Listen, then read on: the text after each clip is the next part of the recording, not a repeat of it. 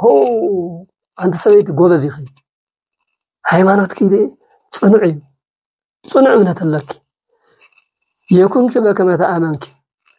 تزيد الله يكون الكلمة رأي ما خندي كم زفتوا خندي كم زخبار خندي كم زفكرة الساعة نايم على أقام زنا راسويتي جنس أقام وش تخيناون أملاكات فتنيرة فتاريا تخبر نيرة يوم أبناء إسرائيل ابنته كأبناء إسرائيل نجد وصز ولتها كان ناويتي أتبان سلازي زياوي هرزفات وانا قالات كم يزول أين زياوي هرزفات وقال كم يزولات يانتتوحيلا آمانيت ذخونت مالتي بتخكل كابزن زياوي هرزفات وانا قالات كابزن زياوي هرزفات وانا ديتات حانتي لا سويت زي أمر أي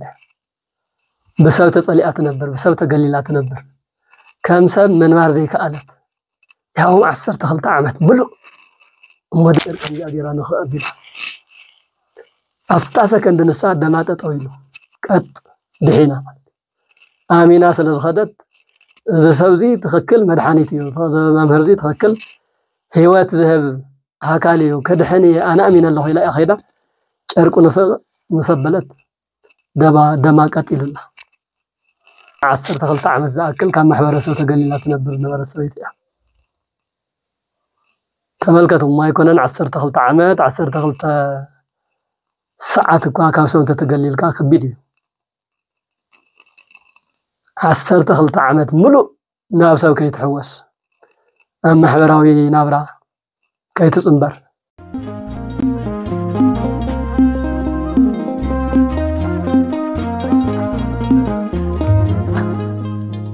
بسم الله وولد ومنفس قدوس أحد أملاك كوران كوراتن حزب كريستيان بملؤهم أبوتات الدتا تحات حصانات أما العالم كوينكم قال زيابير بزي ميديا بيلكم تكتاتلو لغاتكم دحان دعيلكم دحان حديركم زيابير أملاهنا ببغزيو ببساعاتو حاليو تنكباخيو مسغانا خيطامي سيساي إلت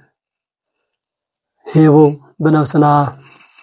كاينو قدا دمو قال زيابير أغريو زمقبنا رهره أملاكنا أيمونا أملاكنا كبر مسغانا يخون بوتاتنا مسلي قاونت مسبوتاتنا مسمهران مسلميات مساواريات ترخيو قبائي أمباريخو صراحة أكناوينو تمهرتامنا هزو خلصح غيرو سمع هزو دما 300 فريه سسافريه فريو نايسمو قداسينا ويكبر وراسي كان زخانا كلهم أو غزينا وزمنا وندخانا مسانا مسدقو اسكافل قطع عالم ما يفليكم بزبالو أملاكاوي قالو مسدقو مسانا ترخيمو أنا زناقرلو نهرتو أندبت سناي هيلا قال لكن أصحابكم لما تسمعلو منفساوي إذن لبنا منفساوي أي مرة بحبرتي عدلنا أما لما أنتي أمسعف قدس وشتي كابزلو ناي كريستوس قالات حدا قال نبقس غيرنا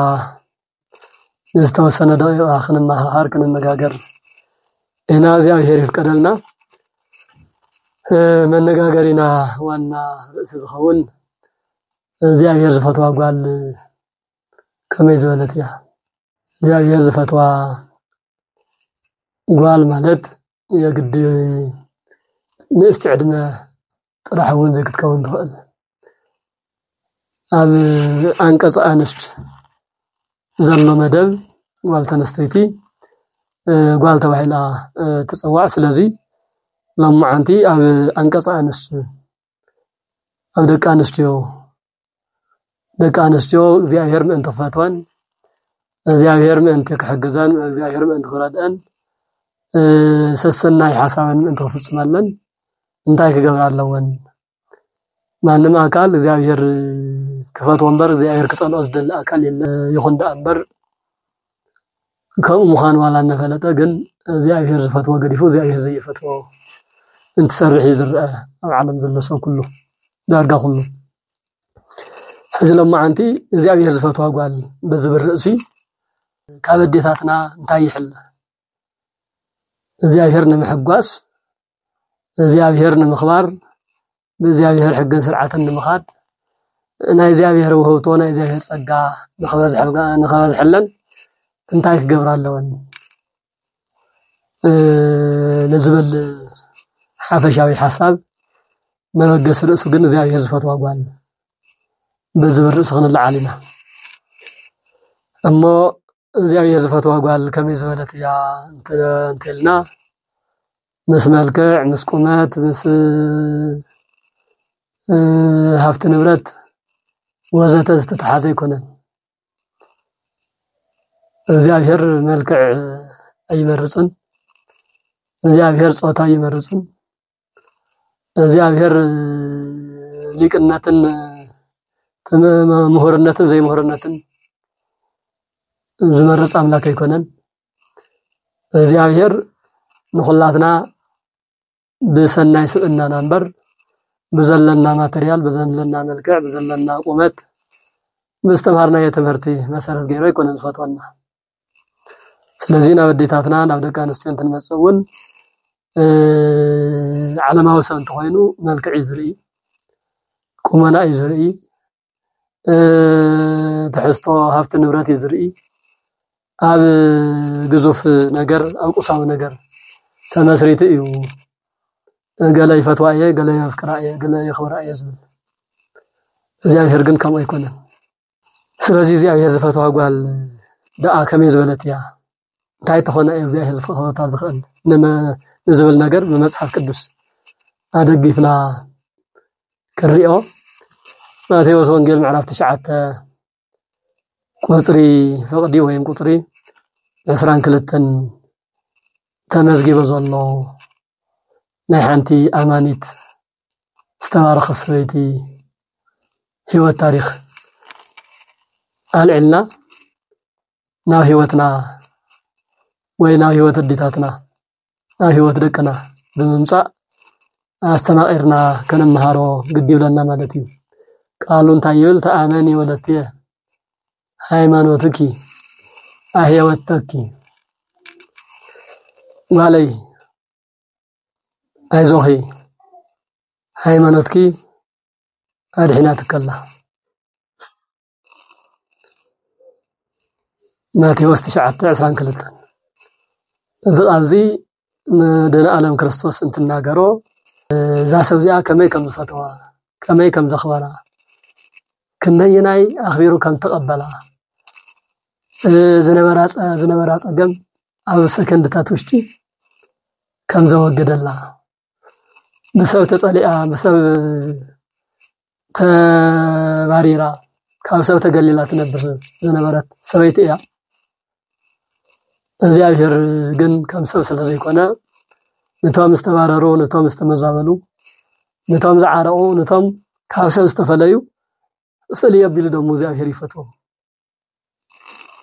ሰባት ባይረሞ እግዚአብሔር ግን ተኣመኒ ወለቲ እመኒ አይዞኺ ሃይማኖት ከድሕናትከላ ኢለዋ እሳ ዘውሲኣ ን12 ዓመት ዝኣክል ካብ ማሕበረሰብ ተገሊላ ትነብር ዝነበረት ሰበይቲ እያ ተመልከቱ ማይኮነን 12 ዓመት 12 ሰዓት እኳ ካብ ሰብ ተገሊልካ ከቢድ እዩ 12 ዓመት ሙሉእ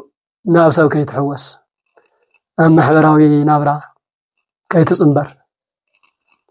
ሓገዝ ከይትረክብ ዝብላዕ ስተ መቸም ሰብ ናብ ሰው እዩ ዝበሃል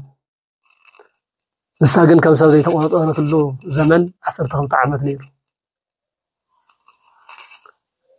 ዕድለኛ ሰበይቲ ስለ ዝነበረት ኣብቲ ሰዓት ንሱ መድኃኔ ዓለም ክርስቶስ ስጋ ሰብ ለቢሱ ሰብ ኮይኑ ኣብ ማእኸል ዓለም ኣብ ምድረ እስራኤል ቃለ ወንጌል የምህር ይሰብኽ ሕሙማን ይፈውስ ያውም ሕሙማን ስጋን ሕሙማን ነፍስን ብኽልቲኡ መልክዕ ዝሓመሙ ብኽልቲኡ መልክዕ እንቶም ሕሙማን ስጋዊ ሕማም ዘለዎም ብተኣምራት መንፈሳዊ ድኽመት መንፈሳዊ ዝሕለት ዘለዎም ድማ ብትምህርቲ يفوس لزنبرة أزازينا زي نابزا سويت زي عسرت خلط عمت ملو تقليلات نبر زنبرة سويتي بنساب زنبرة تكوابي حالفا من خلو سبات أيسو زبها الممهر تخسيت الله يدحن الله عين سولات يبره الله لمسامات ينصح الله شجرهم سبات شجرهم يفتح لهم الله النابلو نا إيس كرسوس زينا بسرات نا تناقرون تخدو سميعة أبي يركب إلى نسنا وزللو قسقي سخيدا مالتي مزقات عمزي مدن عالم كريستوس زخدلو زنبرة بوتا هذا مكونن وي هذا بعل سلطان قالوا مويتاتو قالي فتوى قالي مويتاتني سئل قبرايد لهن نسها كل زكاء لك عبي ممهري خمو ناسيخا أنا برديك وتهيو إذ كابزا لعلو قالي كوف انت قميتك تسعينك قاليك تحيو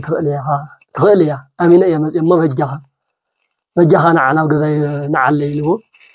كريستوس ونشي يكون كبا كما تأمر كأمنتك هنالك قالك تحاول يايلو خيدو نافتا زموتت قول عن خلعل نخاتس انت خيب أما قدزها سويت زي أصنيح إذا سويت عباي سويت أتوقع عدمو عسل تخلط زعدني عيا بعد ما درجة زامويتات بهذا الله والعا عسل تخلط عمته أوز عالم زي يوم أبيته مكونن أبيته مسافنت مسبوء أزنا برتيا إذا سويت زي أدما عسل تخلط عمت ملو كان محور صلاة قليلة بحمام تنبريا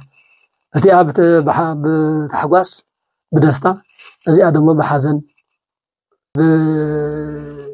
بچኝነት أتنبر سويتيا سلازي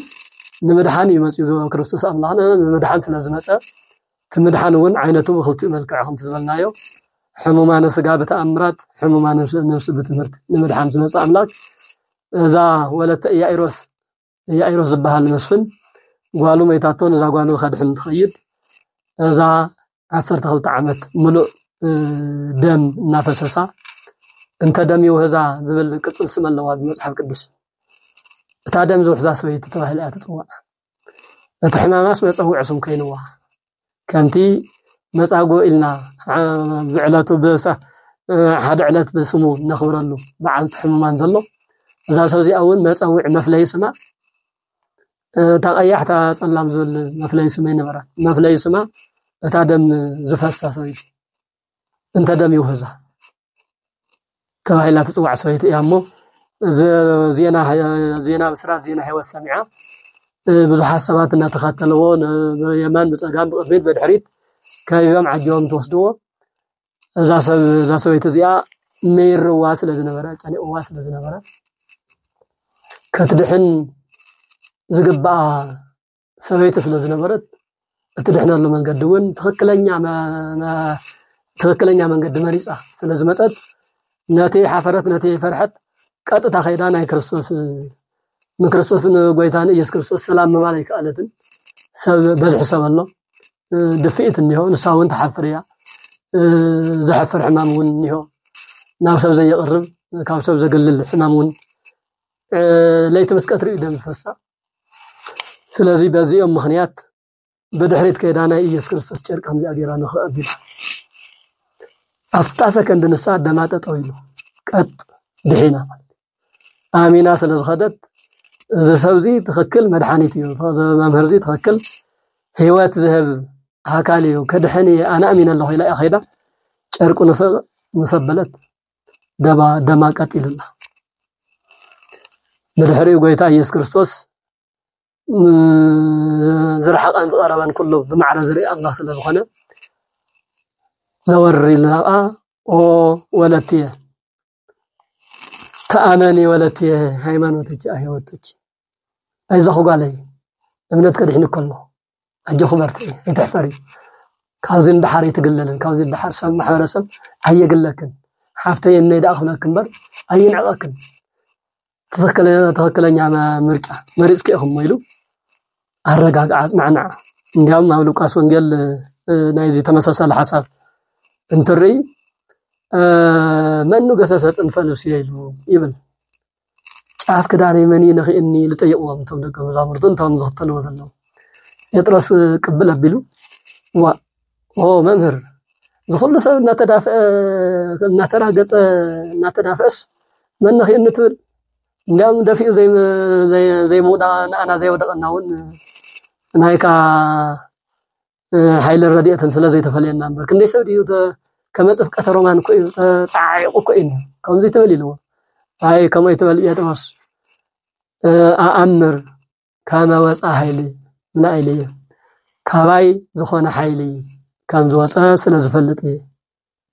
إلى ويبن بتي تحاوي أزن خأت تسويتي مسبحانات جن أو كربيت طويلة وهو قيتاي أنا ينخئك خنخئك زي جبأني ببزحنا جالس تقدعه مسكين سيتي جن أمينة بس ينخئك من صحابة حن السنة زهن كادحين الله إلاتو نسول بلا جخي إذا خزق عليه دحين كالله ندحنا كدما بعابيو ابنتك إيو إلو بسلام سني كاونا محمد سبا تحاوي سامن مارك إلى مالتي كاوزن ذي أبي هرزفات ونقولات كاوزن ذي أبي هرزفات ونديتات حانتي لا سويت ذي أمر أي بسبب تصليات نبر بسبب تقليلات نبر كم سب من مار زي كألت يوم عسر تخلط عمت ملو مدما حد يقول حمامكو سب زطيقة كاسب زحزن لك حمامون الله مس محمد سب كاختنا برلو تقل حمامون الله زي جن بتاعمي زي كانوا ودياو تغير ما ببعلته بساعته بسكند انتي قري زفاسس فساسي زنبرا اب ጭንቀት ዝነበረት አሚና መስ ነخأቶ دحينا አይዞኸይ ኢሉ ድማ በረታት ይዕዋ ስለዚ እግዚአብሔር ዘፈተወና ጓላት ከመይ ዘላ እዩ እግዚአብሔር ዘፈተዋ ጓል ከመይ ዘላት ያንተ ተባሂላ አማኒት ዝኾነት ማለት በትክክል መድኃኒተይ ጎይታ እዩ ረዳዬ መድኃኒ ዓለም እዩ ናአይ ኩሉ ነገረይ መምህረይ ኩሉ ነገረይ አምላከ እዩላ በጽኑዕ እምነት ተአምን ካብ ጽኑዕ እምነት እውን ወሲኻ ቅኑዕ ስነ ምግባር እውን ዘለዋ እንተ ኮይና እግዚአብሔር ዘፈተዋ ጓል ማለት ከምዚኣ ዘለት እያ ተመሳሳሊ ካልኣይ አንቀጽ ከበኩም ኣብ ማቴዎስ ወንጌል ሕዝውን ምዕራፍ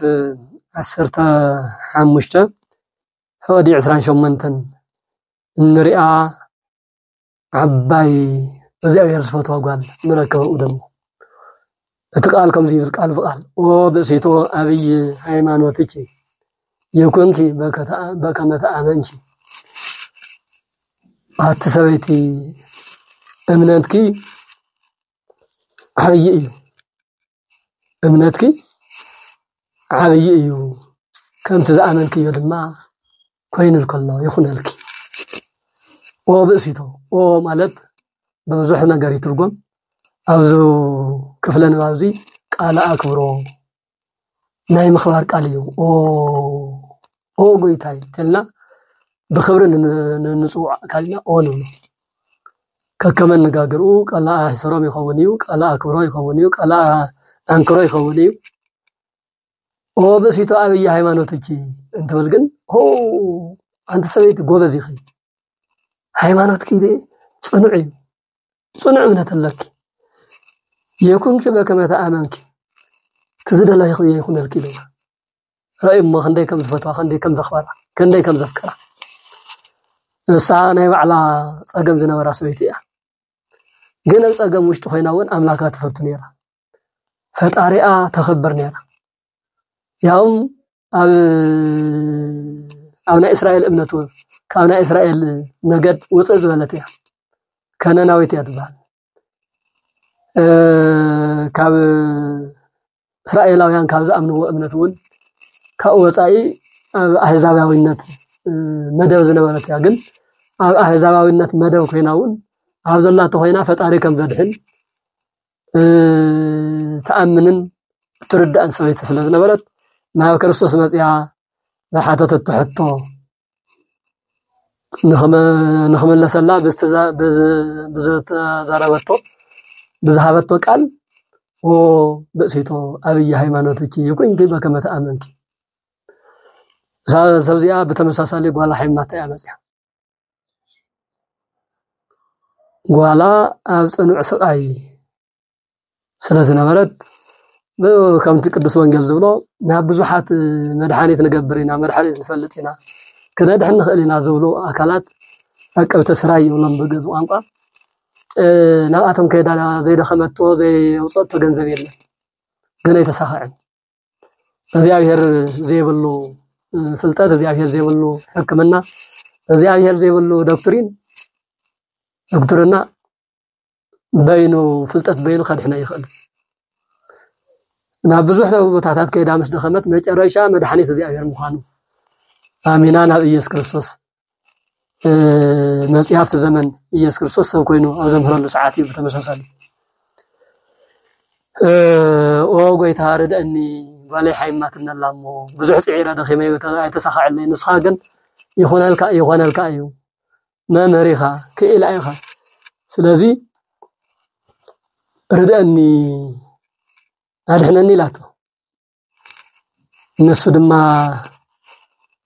ከምዚ ክብል መልስላ ይኮነከ ሰናይ ነሲያ ህስተውልድ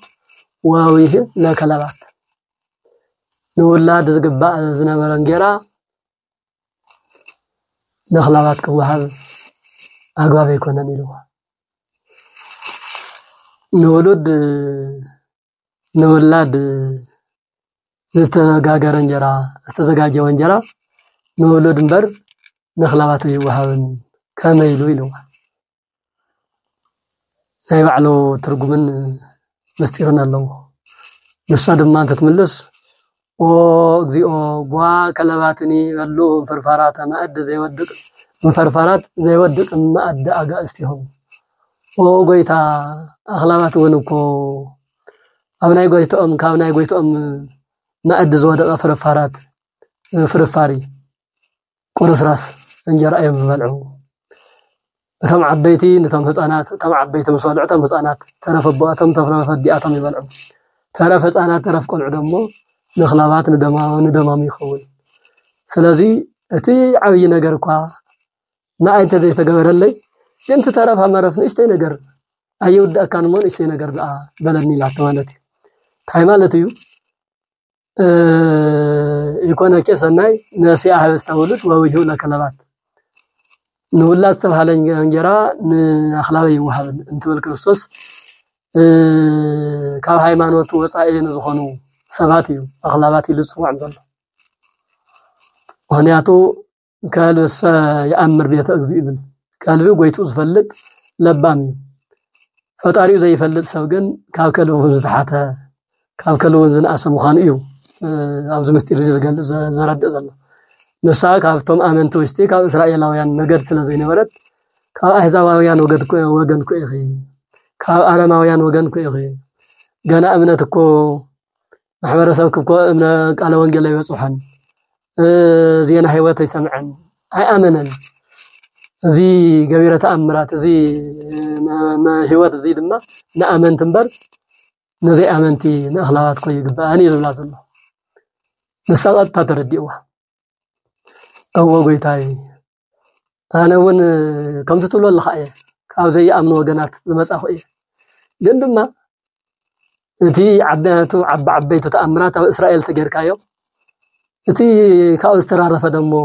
ንኣና ንኣሕዛብ ንኣረማውያን እውን ይግበአና እዩ ኢላ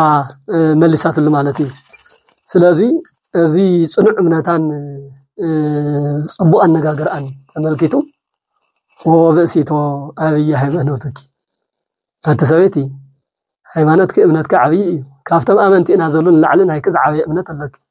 የኩንኪ በከመ ተኣመንኪ ከምቲ ዘልኪ የኹነልኪ ዋለ ይድሕነለይ ትብለኒ ኣለኺ ጓልክ ድሒናት ለከላ ብሰላም እተው ሰብየትኪ بسلام جزاه خير قال كده حين أيادو بقالوا قالوا بزلاتو نخدحن زاد دون ترجاجئة بسناي ناقز أخذ من لس غيروا مالتي أبي هيمانتك زبالة المخنيات انتأيون تلنا ثلاثة عبيت نجارات أوزا سوزيا أوزا سويت زيا سويت ثلاثة عبيت نجارات رخي الله تاين تايم ثلاثة عبيت نجارات هذا عبي ابنت هيمانوت مالتي ادخال أي طبب اتصال سيد حتنا ካብዛ ቃልዚኣ ንኽላባት ኣይግባእን ምስ በላስ ንሳስ ተናገራቶም ከኣኽላባት እውን እኮ ኣብ ናይ ጎይትኦም ቁርስራስ እዮም ተመጊቦም ዝነበሩ ካብ ዝበለታ ቃል ሰለስተ ዓበይቲ ነገራት ተመዚዘን ንኣና መምሃሪ ኮይነን ኣለዋ ማለት እዩ ታናይ መጀመርያ ሃይማኖት እዩ ዓብይ እምነት ኣለዋ ዛ ሰብ እዚኣ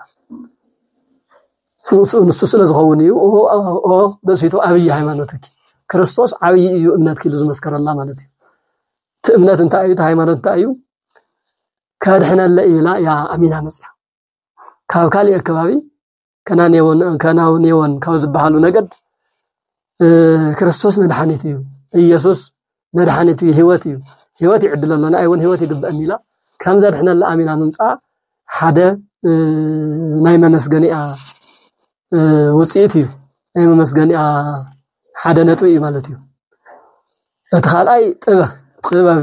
ዓብይ ጥበብ ተረኺቡላ ኣሎ እቲ ጥበብ እንታይ እዩ መሲሉ እዩ ነጊርዋ እቲ መሲሉ ዝነገራ እንከለባት ምስ ኣረማውያን ምስ ከሃድያን ምስ ኣማንያን ዘለዎ ዝምድና መሲሉ እንትነግራ እቲ ምሳሌ ቀልጢፎ ተረዲእዋ ንሳውን هو ትኽክል እዩ ከለባት ከምኡ እዮም ፍርፋራት ቁርስራስ እዮም ዝበልዑ ንሕና እውን ከምኡ ኢናና ይግበአና ኢሉ እቲ ምሳሌ መሲሉ ምስ ነገራ መሲላ ምንጋራ ዓብይ ጥበብ እዩ ማለት እዩ ዓብይ ለባምነት እዩ ማለት እዩ እቲ ሳልሳይ ትሕትና እዩ ተወሳንን ሳልሳይን ተዋናን ደሞ ትሕትና እዩ እንታይ እቲ ትሕትና ካብዛ ሰብ እዚኣ ከመይ ዓይነት ትሕትና ትረክብ እንተልና ከልቢ እንትትበሃልስ ካብ ክላባት ወገን ይኽመጽ ይኽን ትትበሃልስ ዋ ኣነ ኮ ሰብዬ ኣነ ኮ ገለ እየ ከምዚ ዝተኸበርኩ እኮ የምባል መኽኣለት ነና ከምናይ ዘመንና ኣነጋግራ ኣብ ዘመንና ከም ዘለዉ ማሕበረሰብ እንትኾይኑ ንሳ ግን ብትሕትና ተቐቢላቶ እወ ከልቢ እየ ምክንያቱ ቅድሚ ሕዚ ምስ ኣምላከይ ተራኸየ ኣይፈልጥን ምስ ኣምላከይ ኣይተነጋገርኩን ሰብ ዘብለኒ ስራሕ ኣይስራሓረኹ ዝብል ናይ ትሕትና ቃላት ምንጋራን ምቕባላን ዓባይ ሰብ ከበላ ክኢለና ማለት እዩ ስለዚ ወበሲቶ ዓብይ ሃይማኖትኪ ከብልዋ ዝኽኣሉ ሰለስተ ቁም ነገራት ጽኑዕ ሃይማኖት መንፈሳዊ ጥበብ ብጣዕሚ ዝግባእ ትሕትና ስለዚ እግዚአብሔር ዝፈትዋ ጓል ከመይ ዝበለት እያ እንተልና ከምዛ ሰብ እዚኣ ዝበለት ሃይማኖት ዘለዋ ቁጥሪ ሓደ ሃይማኖት ዘለዋ ሃይማኖት ኣማኒት ዝኾነት ኣማኒ ማለት ኣብ ዘመንና መቸም ማእተብ ምእሳር ክርስቲያን ምባል ጥራሕ ዝመስሎ ብዙሕ እዩ እቲ ክርስቲያን ተባሂልካ ምጽዋዕ ሓደ መፀውዒ ስም እዩ ጽቡቕ እቲ ማዕተብ ምእሳር እውን ሓደ ምልክት እዩ ጽቡቕ እቲ ሃይማኖታዊ ዘብል ግን ካብኡ ዝላዕሊ እግዚአብሔር ኩሉ ዝከኣሉ ኣምላክ ምዃኑ ኣሚንካ ኣብ ግዜ መከራ ይኹን ኣብ ግዜ ሓጎስ ተመሳሳሊ ዝኾነ እምነት እንትህልወካ እዩ ካብ ዝኾነ ነገር ካብ ዝኾነ ይኹን ጸላኢ ካብ ዝኾነ ይኹን ኩናት ካብ ዝኾነ ይኹን ሕማም ድዩ ጥሜት እግዚአብሔር ከድሕን ከም ዝኽእል ብውሽጢ ብማዕሙቕ ልብኻ ምእማን ማለት እዩ ሃይማኖት ማለት ከምዚ ዓይነት እምነት ዘለዋ ጓል ተኾይና እግዚአብሔር ሕዝውን ይፈትዋ እግዚአብሔር ይኽብራ ካብ ዘሎ ጸገማውን የናገፋ ማለት እዩ ሃይማኖት በይኑ ድማ እኽሎ ይኮነን ጥበብውን የድሊ ትሕትናውን የድሊ ስነ ምግባርውን የድሊ ጥበብ ዘይብሉ ሃይማኖት ሓደ ግዜ ይጎድእ ብመሰረቱ ሓደ ሰብ ሃይማኖተኛ ዝበሃል ክርስቲያን ዝበሃል ሃይማኖተኛ ምዃኑ ጥራሕ ሃይማኖተኛ ንምዃኑ ብዝኾነ ነገር እንትገልጾ እዩ ሃይማኖት በባህሪው ረቂቅ እዩ ረቂቅ ኣምላክ ፈጣሪ ኩሉ ዓለም ምእማን እዩ እቲ ሃይማኖት ዝግለጸሉ ደግሞ ስነ ምግባር ኣሎ ካብቶም ስነ ምግባር ሓደ ለባምነት ጥበብ እዩ መድኃኔ ዓለም ክርስቶስ እውን ቃል በቃል ኩኑ ጠቢባነ ከመ አርዌ ምድር ወየዋሃነ ከመ ርግብ ከም አራዊተ ምድር ጠቢባን ኩኑ ለባማት ኩኑ መስተውዕልቲ ኩኑ እዩ ዝብል ስለዚ እግዚአብሔር ዝፈትዋ ጓል ከመይ ዝበለት እያ እንተልና ሃይማኖት ዘለዋ እምነት ዘለዋ እምነት ተጠንካራ ተእምነታ ደግሞ በጥበብ ትገልጽ ዘይተሓፍር ዘይተፈርሕ እንደገና ደግሞ ጥበብ ጥራሕ እንተ ኮይኑ ተንኮል ይዝኸውን እቲ ጥበብ የዋህነት ዘለዎ ትሕትና ዘለዎ ስለዚ እዞም ዓበይቲ እዞም ኣብዛ ሰብዚኣ ሃይማኖትኪ ዓብይ እዩ ዝተባሃለት ሰብዚኣ ዝተረኸቡ ሰለስተ ቁም ነገራት እዘን ሰለስተ ነገራት ዝሓዘት ጓል ተነስተይቲ ለምውን እግዚአብሔር የፍቅራ እግዚአብሔር ይፈትዋ እግዚአብሔር ዝፈትዋ ጓል ከመይ ዝበለት እያ እንተልኩም እዘን ነገራት እዚኣተን ኣጣሚራ ዝሓዘት እግዚአብሔር ይፈትዋ ብዙሕ ታሪክ መልዓል ንኽእል ኢና እነ ኣስቴር መልዓል ንኽእል ኢና እኒ የወዲት ጉዲት ኮነትስ ኣማኒትዋ የወዲት መልዓል ንኽእል ኢና ኣስቴር መጽሓፍ ኣስቴር ኣብ ባቢሎን ባህል ዓዲ ተማሪኻ ኸይዳ ንንጉስ ትግባእ ቁም ነገረኛ ጓል ትተኣለሽ ተባሂሉን ትእለሽ ኣብ ባቢሎንን ከባቢኡን ካብ ዝነበራ ናብ 30,000 ዝኣኽላ ኣዋልድ ቁፅሪ ሓደ ቀዳመይቲ ኮይና ዝወፀት እታ ስደተኛ እታ ተመዛባሊት እታ ዓዳ ገዲፋ ተማሪኻ ኣብ ዓድማታ ትነብር ኣስቴር እያ ብምንታይ እዩ መልክዐኛ ስለ ዝኾነ ጥራሕ ኣይኮነትን መልክዓ ቁም ነገራ እግዚአብሔር ምስ እግዚአብሔር ዝተሓዘ ስለ ዝነበረ እዩ ስለዚህ ካብዞም ኩለን ተመሪፃ ቤተ መንግስቲ ኣትያ ናይ ኣርጤክስስ ንጉስ 120 ሃገራት ዝኣክል ዝገዝእ ንጉስ ናቱ በዓልቲ ገዛ ንምዃን ተመሪፃ ቤተ መንግስቲ ክትኣቱ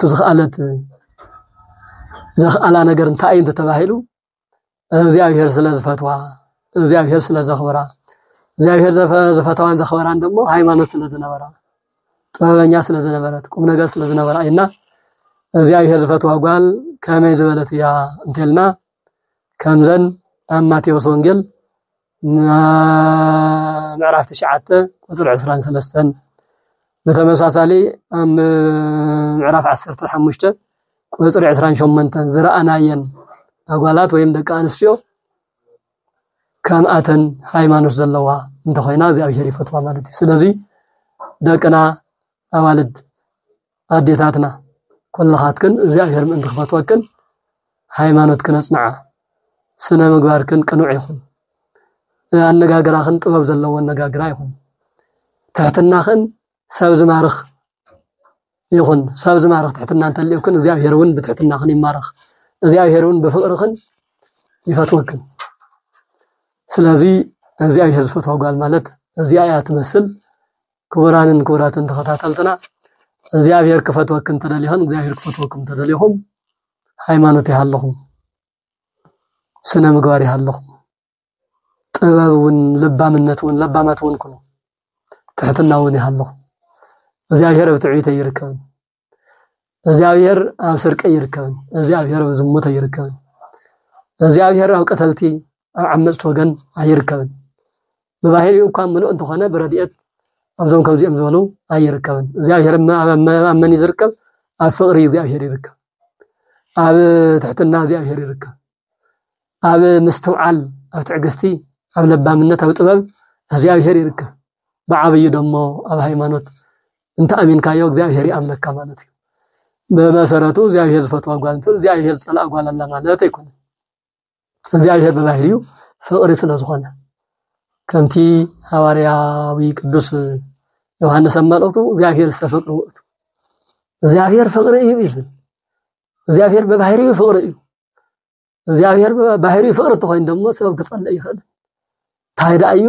ሰብ ባዕሉ ዝጽልአሉ መንገዲ ኣይትግበር ዝተባሃለ ነገር በመግባር ፈጽሞ ዝተባሃለ ነገር በዘይ መፈጻም ናብ ዝጽልአሉ መንገዲ ስለዚ ኣትምበር እግዚአብሔር ንኹላትና ኣኺሩ ነብሊጹን ይፈትወና እግዚአብሔር ዝጸልኦ ስነ ፍጥረት ይብሉ እግዚአብሔር ጸልኦ ሕማቅ ተግባራት ግን ኣለዎ እግዚአብሔር ኃጢአትና ይጸልእ እምበር እግዚአብሔር ስንፍናና ይጸልእ እምበር እግዚአብሔር ንኣና ይጸልአና እንተ ተጋጊና እኳስ ቀልጢፍና ክንመለስ ቀልጢፍና ንስሓን ኣቱ ቀልጢፍና ናብ ሰብነት ክንመለስ ዳ እምበር ብዝ ወጻና ይኽንጠፍእ በስተጋናገና የብኡ ክረሳዕ እግዚአብሔር ዝፈቅድ ኣምላክ ኣይኮነን ምክንያቱ እግዚአብሔር ፍቅሪ ስለ ዝኾነ እና ኩላኻትኩም ደቅና ደቂ እግዚአብሔር ክፈትወኩም ተደሊኹም ኣብዛ መጽሐፍ ቅዱስ ዘንብብናልኩም ሰለስተ ነገራት ሃይማኖት ጥበብ ትሕትና ኣማሊእኹም ሓዙ ወስብሐት ለእግዚአብሔር ወለወላዲቱ ድንግል ወለመስቀሉ ክቡር